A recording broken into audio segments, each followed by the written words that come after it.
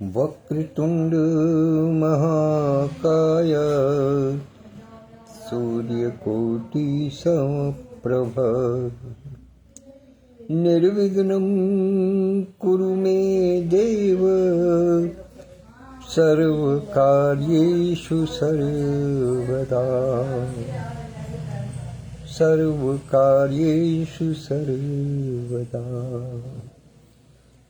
गजाननं भूतगणाधिसेवितं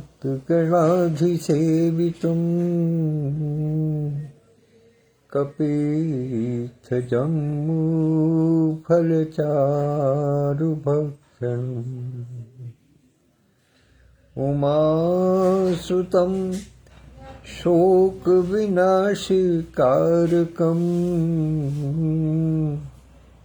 नमामि विघ्नेश्वरपादपङ्कजम् नमामि विघ्नेश्वरपादपङ्कजम्। विघ्न विनाशक प्रथम पूज्य श्री गणेश जी की चरण वंदना करते हुए आज का अपना अंक प्रस्तुत करता हूँ। और अंक के प्रस्तुत करने से पूर्व हृदयांगन साहित्यिक, सामाजिक, सांस्कृतिक और आध्यात्मिक संस्था के प्रमुख संरक्षक परमादरणीय आचार्य श्री श्री कृष्ण द्विवेदी जी के चरणों में सादर प्रणाम निवेदित करता हूँ। उनसे आशीर्वाद और अनुमति प्राप्त करके अभिवादन के श्रृंखला में स्मरण करता हूँ संस्था के संस्थापक और राष्ट्रीय महासचिव आदरणीय श्री हरि विधुभूषण द्विवेदी जी को, संस्था के राष्ट्रीय अध्यक्ष डॉक्टर विद्युत प्रभा चतुर्वेदी मंजू जी को, संस्था के हृदयांगन बीच का नामक पटल को मूर्त रूप प्रदान करने वाले आदरणीय श्री हरिवाणी जी को, संरक्षक मंडल के सभी सदस्यों और समिति के तमाम पदाधिकारियों को सादर अभिवादन प्रस्तुत करता हूं। और साथ साथ हृदयांगन परिवार के सभी सदस्यों को, हर आयु वर्ग के, छोटे बड़े, कनिष्ठ वरिष्ठ, बाल, युवा, वृद्ध, नर नारी, अर्थात सब सदस्यों को यथा योग्य अभिवादन करता हूँ। और साथ साथ जो अपने परम हितैषी हैं, भले ही वो हृदयांगन परिवार के सदस्य हैं या नहीं हैं, लेकिन जो भी हितैषी हैं, जो दूर दूर से सुनते हैं इस कार्यक्रम को, उनको सादर प्रणाम निवेदित करता हूँ, आभार व्यक्त करता हूँ। आज आदरणीय डॉक्टर सुषमा सेंगर दीदी सर्वप्रथम उपस्थित हुई हैं पटल पर। उनकी उपस्थिति को सादर नमन करता हूँ, अभिवादन करता हूँ। आइए आज की कथा प्रसंग में प्रवेश करते हैं कि कल जैसा मैंने आपको बताया था, आदरणीय भाई मेहरचंद जी उपस्थित हो गए हैं, तो उनकी उपस्थिति को विशेष रूप से प्रणाम निवेदित करता हूँ।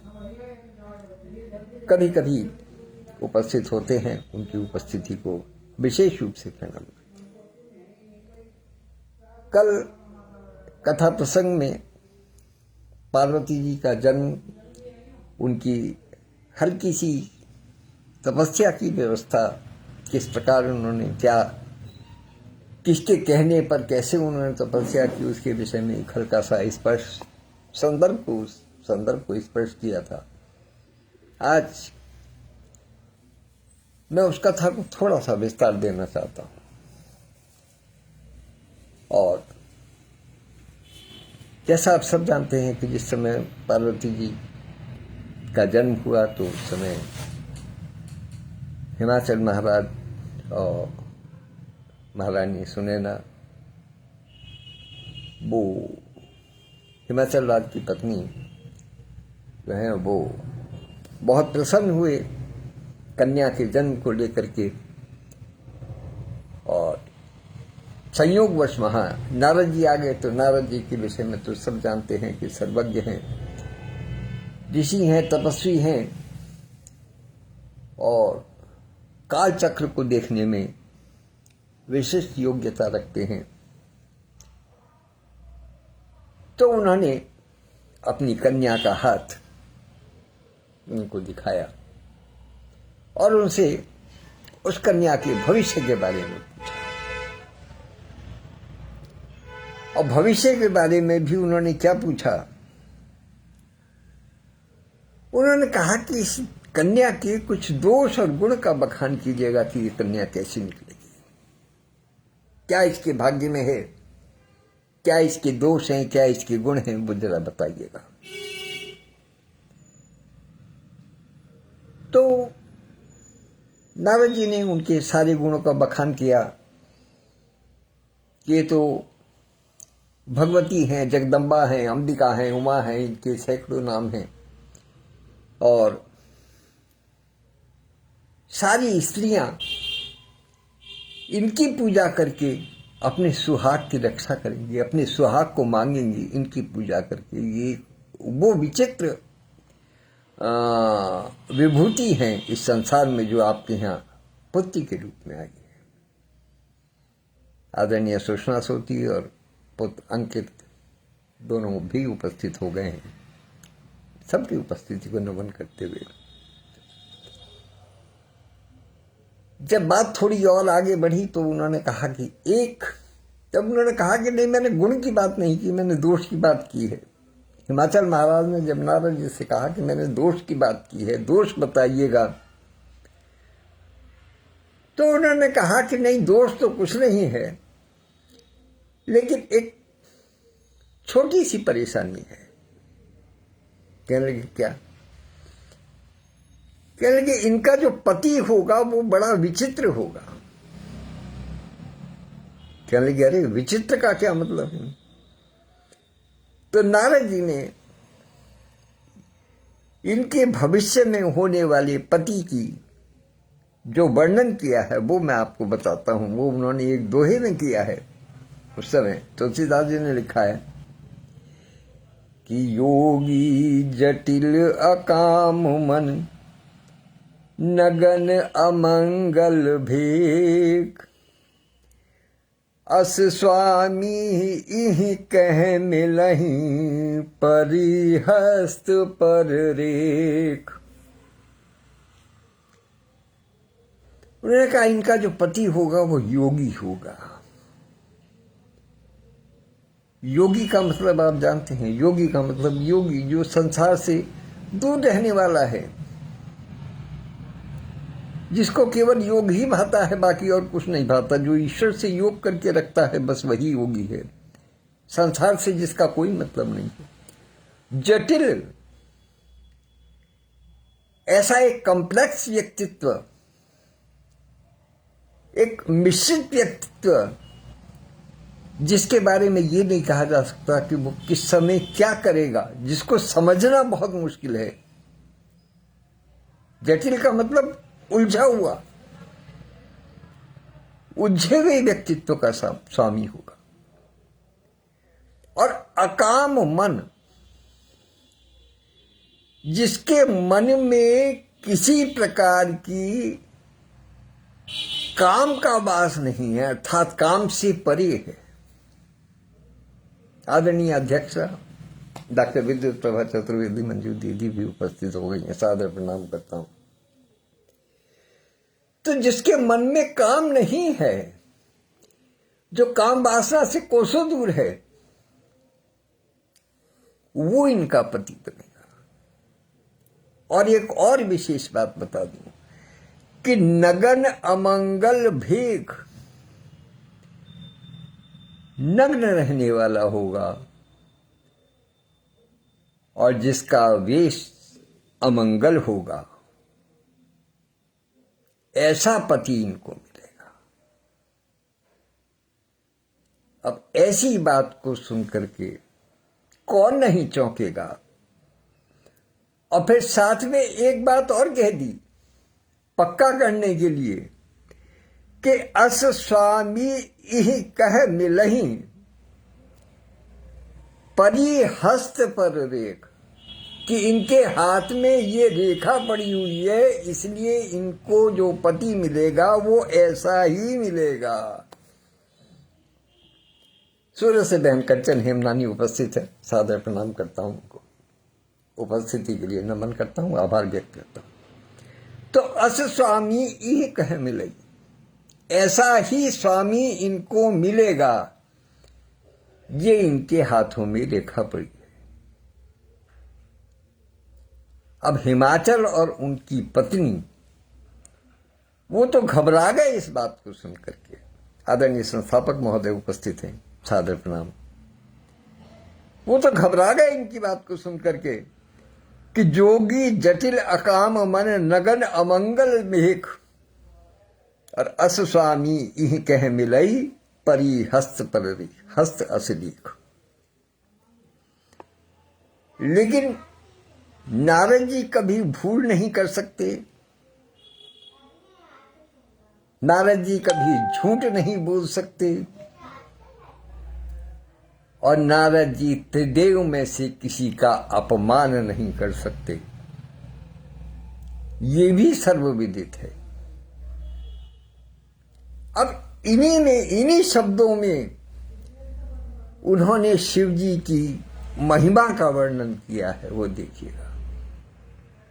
जो हिमाचल ने समझा वो तो समझा कि जोगी है, जटिल है, अकाम मन है, नगन है, अमंगल भेक है, ये तो सब साधारण रूप से समझा गया। लेकिन नारद जी ने जिस भाव में कहा उसको समझते हैं। उन्होंने कहा योगी सबको जोड़ने वाला है, योग करने वाला है, किसी से दुराव नहीं रखने वाला योगी है, सबको जोड़ने वाला है। ये नारद जी के मन के भाव हैं जो शिव जी के प्रति उन्होंने प्रकट किए। अब उन्होंने, हिमाचल ने उनको किसी और रूप में लिया, वो एक अलग बात है। तो योगी सबको जोड़ने वाला है। जटिल, जटिल का मतलब जहां एक और ये है कि वो उनके व्यक्तित्व को समझना मुश्किल है, तो इसके लिए एक शब्द अगम भी आता है, जिसका पार नहीं पाया जा सकता। जो अगम्य है, जहां तक पहुंच नहीं हो सकती, वो भी जटिल कहलाता है। और दूसरा एक शब्द देखें, इसे जटिल का और थोड़ा सा विश्लेषण करके देखते हैं। तो योगी जटिल का मतलब यह है कि वो एक ऐसा योगी है जिसको अपनी जटाओं को भी बांधने का समय नहीं है, जो हर समय ईश्वर के ध्यान में मगन रहता है।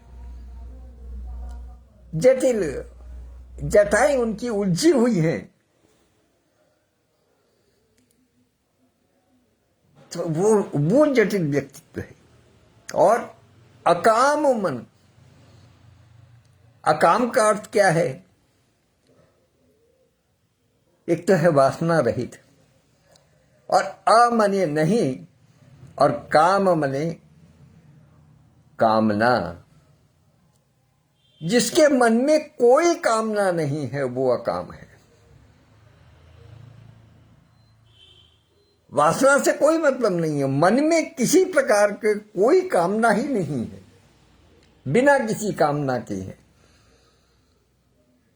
ऐसा मन है उनके पास। क्योंकि मन ही सबसे ज्यादा चंचल होता है, और यदि मन की चंचलता कब होती है? जब वो कामना होती है उसके अंदर, और वो मन जो है वो अकाम है, उसके अंदर कोई कामना नहीं है, तो अर्थात वो स्थिर चित्त है। ये नारद जी वर्णन कर रहे हैं शिव जी के लिए, वो स्थिर चित्त है। फिर नगन, नग्न है।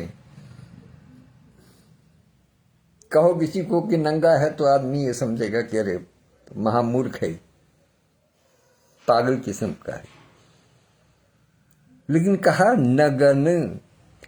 यहां नगन का अर्थ हिमाचल ने और आम लोगों ने इसको नग्न के रूप में लिया है, लेकिन नगन का मतलब ये है न गण, जिसके गण नहीं है, जिसके साथ कोई नहीं रहता, अर्थात अकेला रहता है।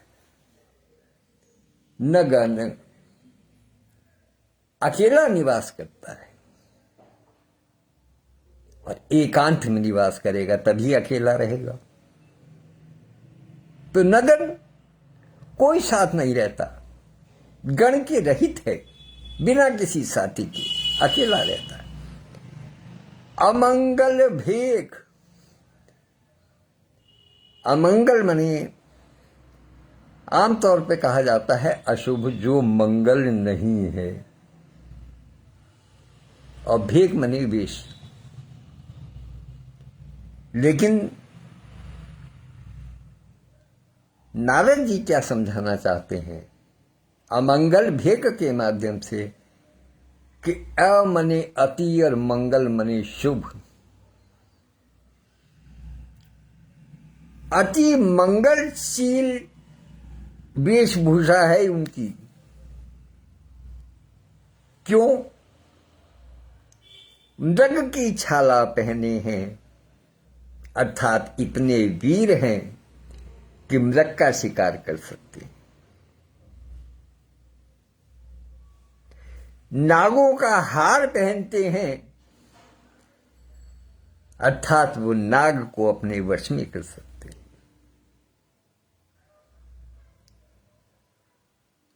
तो इस प्रकार से नारद जी ने कुछ भी गलत नहीं कहा, लेकिन हिमाचल जी ने उसका अर्थ, कहते हैं ना परिस्थिति के अनुसार आदमी अर्थ निकाल लेता है। जब उन्होंने कहा था कि तुम कुछ दोष और गुण बताओ, तो उन्होंने पहले गुण बताए, फिर कहा कि नहीं गुण नहीं केवल दोष बताओ। तो दोष में जब उन्होंने ये सारी चीज बताई तो निश्चित रूप से वो गुण थे, लेकिन हिमाचल को लगा कि ये दोष हैं। तो जोगी जटिल अकाम मन नगन अमंगल भेख, और अस स्वामी इह कह मिलही परी हस्त अस देख, कि ऐसा ही स्वामी इनको मिलेगा, ऐसी हाथों पर रेखा पड़ी है। हिमाचल ने कहा कि नारद जी की जो वाणी है वो कभी मिथ्या नहीं हो सकती, नारद जी की गणना कभी मिथ्या नहीं हो सकती किसी भी प्रकार से। उन्होंने यदि कोई वाक्य कह दिया है तो वो अकाट्य है, वो सत्य होगा ही होगा। इसका मतलब निश्चित रूप से पार्वती को कोई ऐसा ही वर प्राप्त होगा, इसमें कोई संदेह नहीं है। तो उन्होंने कहा कि इसका कुछ उपाय, अब उपाय के तौर पर वो बताते हैं कि ये अगर वन में जाकर के तपस्या करें तो पति तो इनको ऐसा ही मिलेगा, लेकिन वो ऐसा पति होगा जिसमें ये आप जो दुर्गुण देख रहे हैं वो सारे गुणों के रूप में परिवर्तित हो जाएंगे। कहने लगे क्या ऐसा हो सकता है? कहने लगे इसी शर्त पर हिमाचल और उनकी पत्नी पार्वती की माता तैयार हुई उनको वन में भेजने के लिए, तपस्या करने के लिए। अब तपस्या करने के लिए उन्होंने भेज तो दिया, आज्ञा तो दे दी, लेकिन वास्तव में क्या माता पिता उससे प्रसन्न हो पाए? नहीं। वहां उस स्थान पर उनको कुछ कहा गया उनकी माता के द्वारा, जिसको फिर बाद में उनका नाम मान लिया गया। माता ने उनको एक संज्ञा दी, उमा। उमा उनका नाम बताते हैं सब। माता ने उनको संज्ञा दी उमा। गोस्वामी तुलसीदास जी कहते हैं कि ऊ का अर्थ है हे पुत्री। जिस समय वो जाने लगी तब के लिए, उस समय उन्होंने कहा उमा, तो ऊ का अर्थ है हे पुत्री। और आपने संस्कृत में एक श्लोक पढ़ा होगा, वहां से मैं अर्थ लेकर के चलता हूं कि तमसो मां ज्योतिर्गमय, अर्थात तमसो मां, अंधकार न हो, ज्योतिर्गमया, अंधकार दूर हो, और ज्योतिर्गमया, ज्योति की तरफ को चले। तो मां का अर्थ है नहीं। तो उन्होंने कहा हे पुत्री, ओ मां मत जाओ। उनके मन में अपनी पुत्री के प्रति प्रेम है, कोमल भावनाएं हैं, इसलिए उन्होंने नाम दिया उमा, कि हे पुत्री तुम तप करने मत जाओ। लेकिन फिर भी चूंकि नारद जी ने जो संकेत किए थे, उसके निवारण के लिए, उसकी व्यवस्था को देखने के लिए वो उनको स्वीकार करना पड़ा, और वो गई तप करने के लिए। अब तब उन्होंने किस प्रकार से किया, उसका एक छोटा सा वर्णन गोस्वामी तुलसीदास जी अपने रामचरितमानस में करते हैं। बहुत सुंदर वर्णन है, क्योंकि ये वर्णन इतना अच्छा है कि मैं इसको वो नहीं कर पाया, अपने आप को रोक नहीं पाया उसका यहाँ वर्णन करने के लिए। उन्होंने कहा कि तब पार्वती जी ने कैसा किया। पार्वती जी ने जो तप किया उसके विषय में बताया कि कछु दिन भोजनु बारी बतासा, किए कठिन कछु दिन उपवासा, बेल पाती महा परई सुखाई, तीन सहस संवत सोई खाई। कि कछ दिन भोजन बारी बतासा, कुछ दिनों उन्होंने भोजन में वारी यानी जल और बतासा यानी वायु, जल और वायु का पान करके उन्होंने कुछ दिनों व्रत किया। और फिर कठिन कछु दिन उपवासा, फिर कुछ दिन उन्होंने कठिन उपवास किया, अर्थात पानी को भी और जल को भी, उसको भी त्याग दिया, जल और वायु दोनों को त्याग दिया कुछ दिनों। और फिर बेल पाती मही परई सुखाई, तीन सहस संबत सोई खाई। तब जंगल में जो बेल पत्र जो गिरे पड़े थे, जो सूखी हुई पत्तियां गिरी पड़ी थी बेल पत्र की, जो बेल पत्र सूखे हुए पड़े थे, उनको खा करके उन्होंने 3000 वर्षों तक तप किया है। अब जिसने बेल पत्र को ग्रहण करके और इतनी लंबी तपस्या की हो, फिर उस पर यदि शिवजी प्रसन्न नहीं होंगे तो और कौन होगा। भगवान भोलेनाथ को तो बेलपत्र है ही पसंद। तो 3000 वर्ष तक माता पार्वती ने बेलपत्र की सूखी पत्तियों का भोजन करके जो है वो उन्होंने वो किया। फिर पुनि परिहरे सुखाने ऊपर नाम, उमहि नाम तप भयहु अपर नाम। फिर उन्होंने उन सूखे हुए पत्तों का भी परित्याग कर दिया। पर्ण कहते हैं पत्ते को। उन्होंने उन सूखे पत्तों को भी परित्याग कर दिया, उनको भी ग्रहण नहीं किया। तब उनका नाम क्या पड़ा? उमहि नाम तब भयउ अपर्णा। वहां से पार्वती जी का नाम अपर्णा पड़ा, अर्थात उन्होंने पत्ते भी ग्रहण करना बंद कर दिया। देखी उमहि तप क्षीण शरीरा, ब्रह्म गिरा भय गगन गंभीरा। इतना तप करने के बाद में पार्वती जी का शरीर क्षीण हो गया, काया क्षीण हो गई।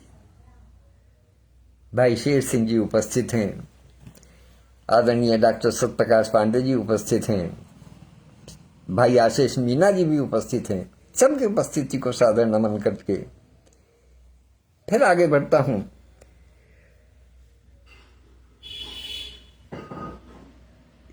कि देखी उमहि तप क्षीण शरीरा। माता पार्वती का प्रेम शरीर जब उपवास करके, कुछ उपवास से और कुछ कठिन तप के कारण जब क्षीण हो चला, जब उनका स्वास्थ्य गिरने लगा, तो आकाश से ब्रह्मवाणी हुई, गंभीर स्वर में आकाशवाणी हुई। क्या आकाशवाणी हुई वो सुनिएगा। कि भयहु मनोरथ सुफल तब, सुनु गिरिजा सुकुमार। परिहर दुसह कलेश सब, अब मिली हैं त्रिपुरार। आकाशवाणी हुई माता पार्वती के लिए कि भयउ मनोरथ सुफल तब, सुनु गिरिजा सुकुमार। ब्रह्मा जी ने कहा कि तुम्हारा तप सफल हुआ है, इसलिए हे गिरिजा कुमारी तुम हमारी बात सुनो। क्या कहा? कि परिहरि दुसह कलेश सब, अब मिली है त्रिपुरा। ये जितने भी तुम कष्ट भोग रही हो इनको छोड़ दो, इस तप का परित्याग कर दो और अपने राजमहल को लौट जाओ, क्योंकि तुमने जो तप किया है उसके प्रताप से हम तुम्हें आशीष देते हैं कि तुम्हें भगवान भोलेनाथ ही पति स्वरूप में प्राप्त होंगे। ये भविष्यवाणी हुई। अब इधर तो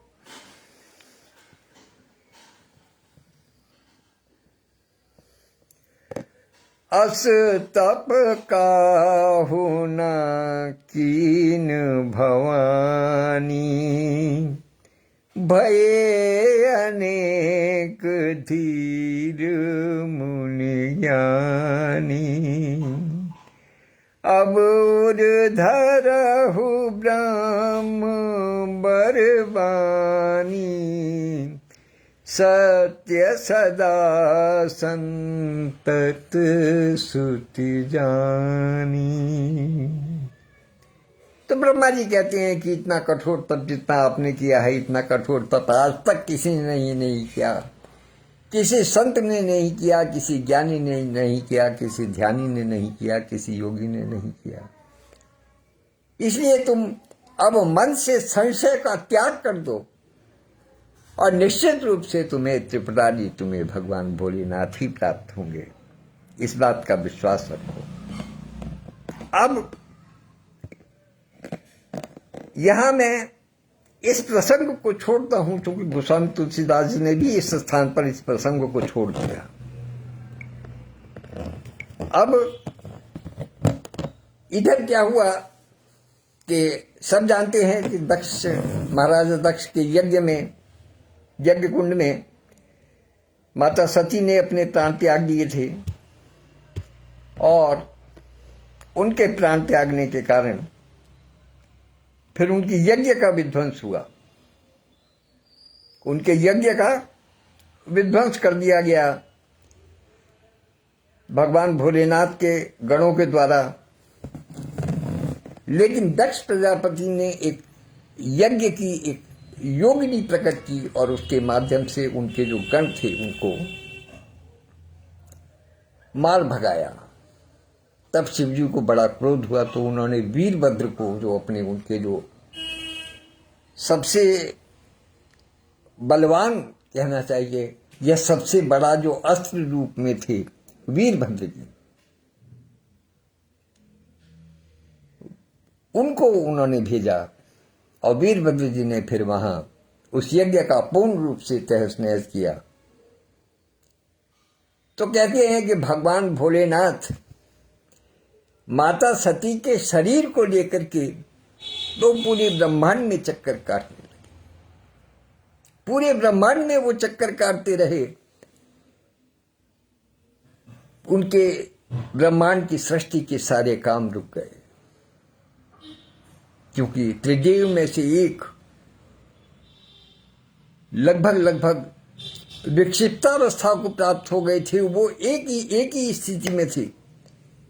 तब कहते हैं कि श्री हरि ने अपने सुदर्शन चक्र से बारंबार आघात करके माता सती के शरीर के टुकड़े किए जो धरती पर स्थान स्थान पर आकर के गिरे और जहां जहां भी उनका पात हुआ वहां वहां देवी की सिद्ध पीठ बन गई। लेकिन शिव जी के मन से क्षोभ नहीं गया। शिव जी के मन में जो एक पवित्र प्रेम था माता सती के प्रति, उसके कारण वो एक क्षोभ उनके मन में बना रहा और फिर उन्होंने अपनी पत्नी के प्रेम के कारण वो नवमंडल को, देवमंडल को, देवलोक को छोड़ करके वो धरती पर आ गए भगवान भोलेनाथ। और उन्होंने हर उस स्थान पर घूमे जहां पर कि श्री हरि के चक्र की पात से माता सती के अंग गिरे थे, एक एक स्थान पर घूमे। उनके सोच में, उनके विचार में हर समय डूबे रहते थे। अब उनके सिर्फ दो ही काम रह गए थे, या तो जहां भगवती के अंग गिरे थे उन स्थानों का भ्रमण करना, वहां अपना समय व्यतीत करना, या जो लोग मिलते उनको राम की कथा सुनाना, या जहां राम कथा होती है वहां बैठ करके राम कथा सुनना। इसके अतिरिक्त और कोई काम नहीं था उनको और किसी प्रकार का कोई कार्य नहीं था। जब बहुत काल ऐसे बीत गया, सृष्टि का कार्य बाधित होने लगा, तब उस समय फिर एक दिन प्रभु श्री राम स्वयं उनके समक्ष उपस्थित हुए, भगवान भोलेनाथ के। भगवान भोलेनाथ के समक्ष उपस्थित हुए और उनसे कहा कि सती माता ने अगला जन्म, पुनर्जन्म पार्वती के रूप में हिमाचल के यहाँ लिया है और उन्होंने आपके लिए तपस्या की है। ब्रह्मा जी ने उनको वरदान दे दिया है कि वो आपको ही पति के रूप में प्राप्त करेंगी। और उन्होंने पूरी कथा का वर्णन किया कि पार्वती जी का जन्म कैसे हुआ, कैसे उन्होंने तपस्या की, वो सारा वर्णन किया। तो उन्होंने कहा कि आप पार्वती जी का पानी ग्रहण करें। तो वहां का एक छोटा सा वर्णन देता हूं, यदि भी समय मैं समझता हूं हो रहा है, कोई नहीं, अभी है 10-15 मिनट है, कर दूंगा।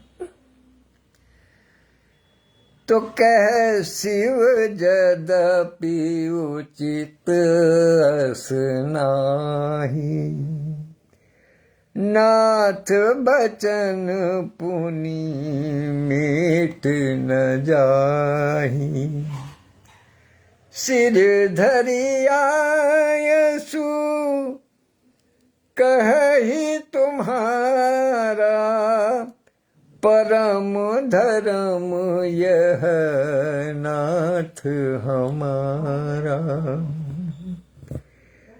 शिव जी ने कहा कि मेरा ऐसा कोई मन नहीं है, चूंकि मैं तो अकामी हो गया हूं, मेरे अंदर कोई कामना नहीं रही है, कोई वासना नहीं रही है, काम को भी मैंने जीत लिया है, सारे काम कर लिया। और फिर मैं सदी से इतना प्रेम करता था कि अब मेरे मन में किसी प्रकार की कोई कामना नहीं है, मैं विवाह करने का इच्छुक नहीं हूं। कह शिव यद्यपि उचित अस नाही, ये किसी भी प्रकार से उचित नहीं है कि मैं अब विवाह करूं। नाथ बचन पुनि मिट न जाहि, मगर एक बात कहता हूं, क्योंकि भगवान शिव राम जी को ईश्वर मानते हैं, राम जी की पूजा करते हैं और राम जी भगवान शिव की पूजा करते हैं, दोनों का संवाद देखेगा। शिव जी कहते हैं कि यद्यपि ये उचित नहीं है, किंतु आप कह रहे हैं, आप मेरे स्वामी होकर के इस बात को कह रहे हैं, तो लिहाजा मैं आपकी बात को भी नहीं टाल सकता।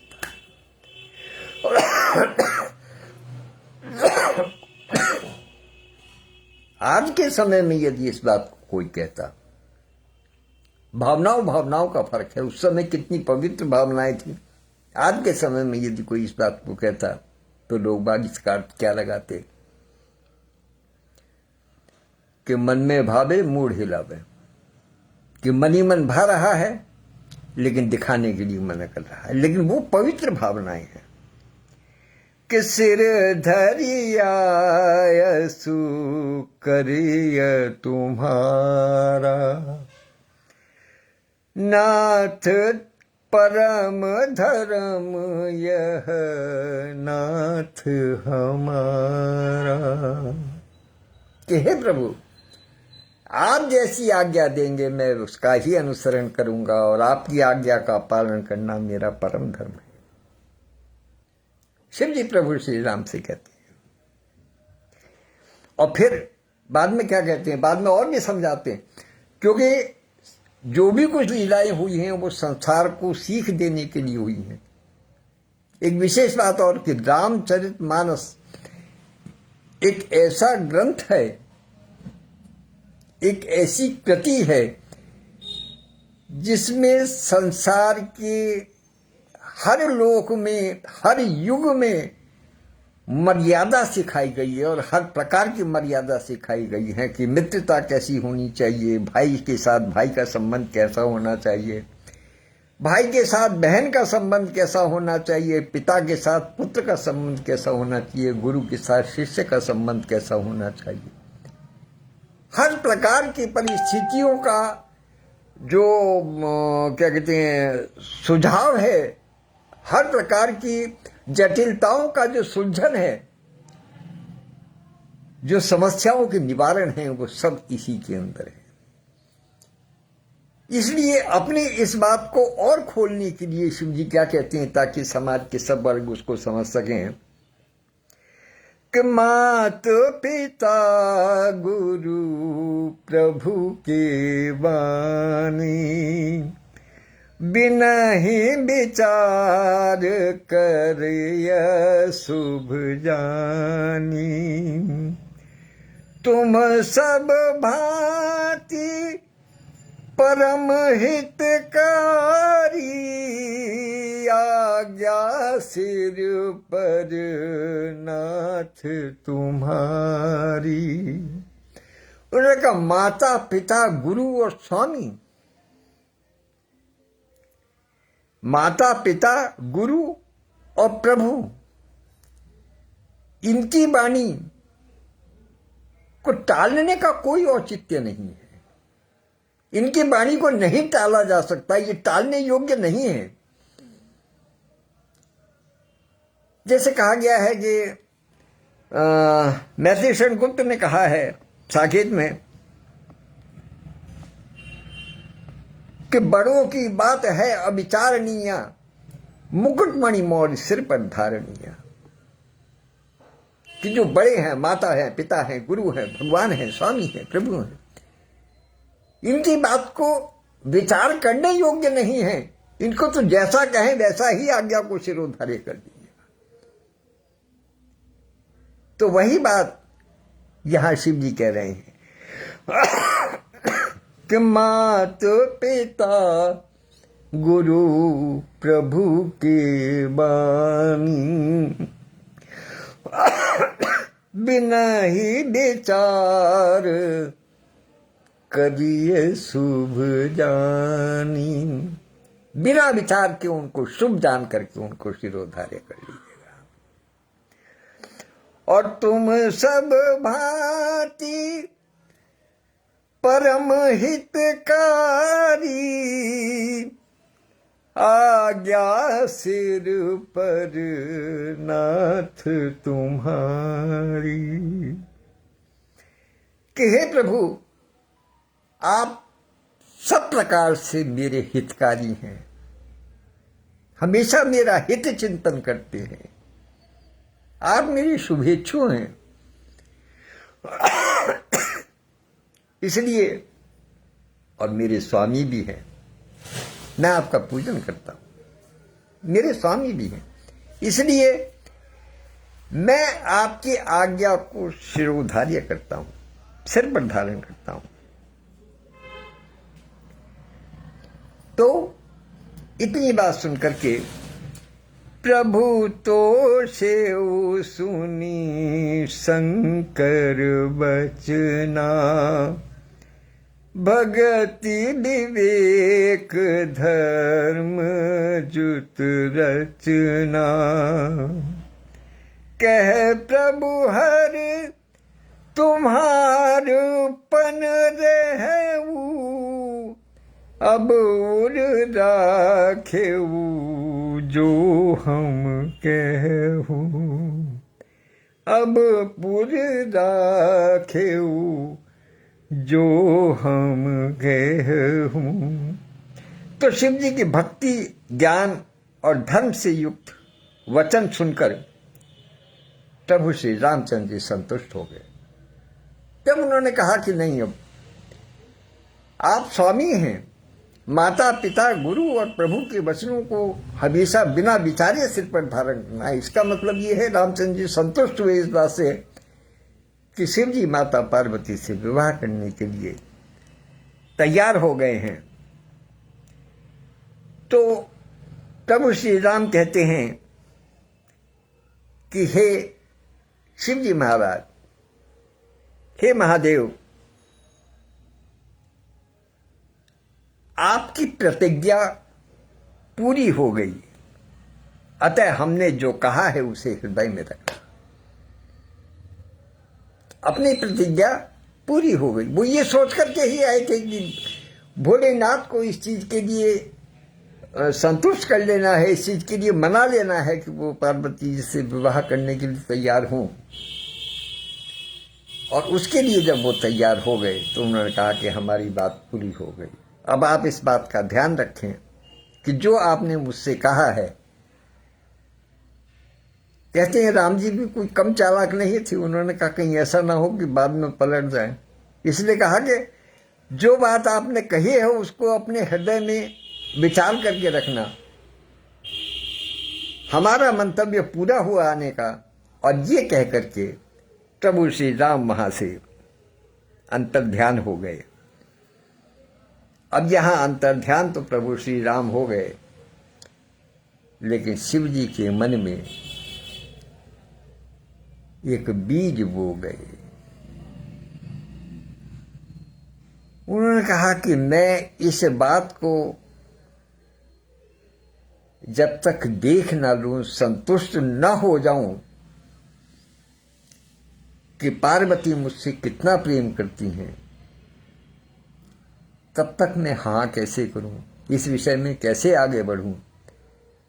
तो इसके लिए उन्होंने कुछ परीक्षा लेने का मन बनाया। भगवान भोलेनाथ ने पार्वती देवी की कुछ परीक्षा लेने का मन बनाया, और वो परीक्षा किस प्रकार से ली और आगे फिर कथा प्रसंग किस प्रकार से चला, इसके विषय में चर्चा हम कल करेंगे। आज इस कथा प्रसंग को यहीं विराम देते हैं। यद्यपि कल मैंने कहा था कि आज शिव जी के विवाह की बात करेंगे, लेकिन आज केवल बात ही होकर के रह गई, विवाह तक चर्चा नहीं पहुंच सकी। इसके लिए अभी थोड़ा सा समय और लगेगा, क्योंकि ये प्रसंग इतना खूबसूरत है कि ये सब ज्ञान देने के लिए है। ये सब इस संसार को ज्ञान प्रदान करने के लिए है, इसलिए इसका सुनना बहुत आवश्यक था, इसकी चर्चा करना बहुत आवश्यक था। केवल कथा प्रसंग तो रामायण के सब जानते हैं, लेकिन जो अंदर के जो विशेष जो अंश हैं उनको जानना बहुत आवश्यक है, ताकि हमारे अपने जीवन के जो समस्याएं हैं, जो प्रश्न हैं, वो कहीं अनसुलझे ना रह जाएं। कोई ऐसा प्रश्न ना रह जाए कि वो हमारे मन में बना रहे, उसकी उत्कंठा बनी रहे और हम उसका उत्तर ना पा सकें। तो इन्हीं शब्दों के साथ में अपनी वाणी को विराम देता हूँ। जो सभी उपस्थित हैं उन सबको सादर प्रणाम निवेदित करता हूँ, आभार व्यक्त करता हूँ और कल के लिए निमंत्रण देता हूँ, जो कि कल बहुत विचित्र है। एक आजकल कलयुग के समय में भी जब लड़का और लड़की जब कहीं संबंध होता है तो उसमें भी देखने की प्रथा है कि देखा जाता है कि कौन कितना है, किसमें क्या गुण है। पत्रिका मिलाई जाती है, 36 में से कितने गुण मिलते हैं। एक दूसरे से, अड़ोसी से, पड़ोसी से, रिश्तेदार से, जानकार से पता करते हैं कि भाई परिवार कैसा है, क्या है। वो आज के समय की बात है, लेकिन उस समय भगवान भोलेनाथ ने किस प्रकार से, कितने सुसंस्कृत भाव से, सुसंस्कारी भाव से उन्होंने माता पार्वती की परीक्षा ली, वो वर्णन कल करेंगे। तब तक के लिए आज्ञा दीजिएगा। धन्यवाद, नमस्कार। कल फिर मिलते हैं इसी समय, इसी पटल पर, इसी कार्य के लिए। आज्ञा दीजिएगा। जय श्री राम, जय श्री राम।